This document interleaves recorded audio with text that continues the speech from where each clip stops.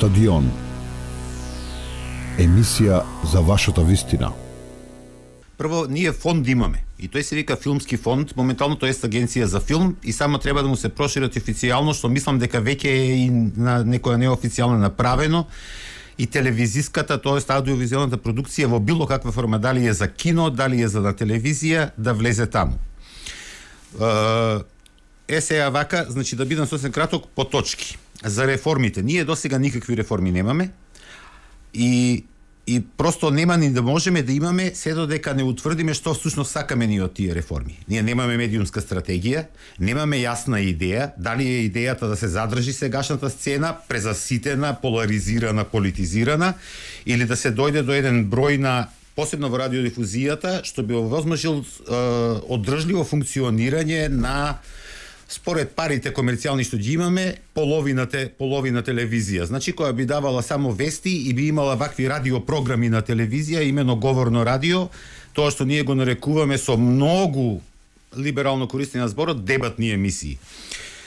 Тоа околу тоа. Значи, ни треба стратешки пристап и ни треба јасна идеја што сакаме да освоиме. Холандскиот модел кратко. Чекај ќе дојдеме. Околу јавните пари. Во радиодифузијата сите јавни пари. Нема толку време како власта за реформите за медиумите. Океј. Идам на кај холандскиот. Значи ама морам ова да го кажам. Сите јавни пари во радиодифузијата, а нив ги имаме стварно малку, мора да одат во јавната радиодифузија. Трето, што се однесува до приоритети за некој друг фонд, тука би влегло локалното информирање. Сега локалното информирање не значи дека мора да имаме локална телевизија секаде. Никаде во светот нема локална телевизија. Да се разбереме, локалните пазари се дефинирани на сосема друго ниво и тоа во држави што имаат главно над 40 милиони жители. Како што се САД и колку 3 држави се во Европа. И сега Горан го спомна холандскиот пример. И тоа е во рамките на јавната радиодифузија.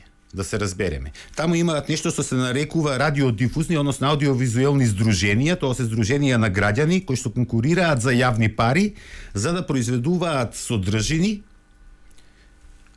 кои што потоа ќе се емитуваат преку јавната радиодифузија и кои што се однесуваат меѓу другото и на локални теми. Тоа може да биде тематски, може да биде за лица со посебни потреби, може да биде за не знам какви ранливи групи, јазични, малцински и така натаму. Може да се локални вести. Интернетот никој не го споменува. Интернетот е уште сива зона, а се плашиме од регулирање. Сакаш да кажам нешто за тоа? Значи можеме да го оставиме, тоа е многу тешко.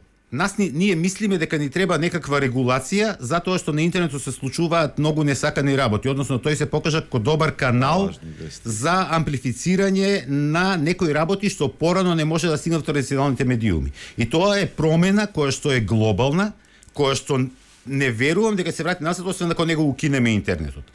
Значи, ние просто имаме два пристапи во било кој медиумски сегмент. Или ќе оставиме на само регулација и јавните пари, јавните фондови целосно влијание, целосно ќе се тргне од таму, па пазарот тоа нека го реши. Или ќе одиме с регулаторно. Регулаторен пристап се знае што е. Законодавно делсување се одредува кој за што ќе биде задолжен, кој што ќе работи, за да се разреши некаков проблем. Дали е интернет проблем сам по себе или се проблем луѓето што го злоупотребуваат интернет. И тоа се два различни типа на решенија, да се разбереме. Едното се решава во медиумско законодавство, другото во кривично. Фала. Стадион. Емисија за вашата вистина.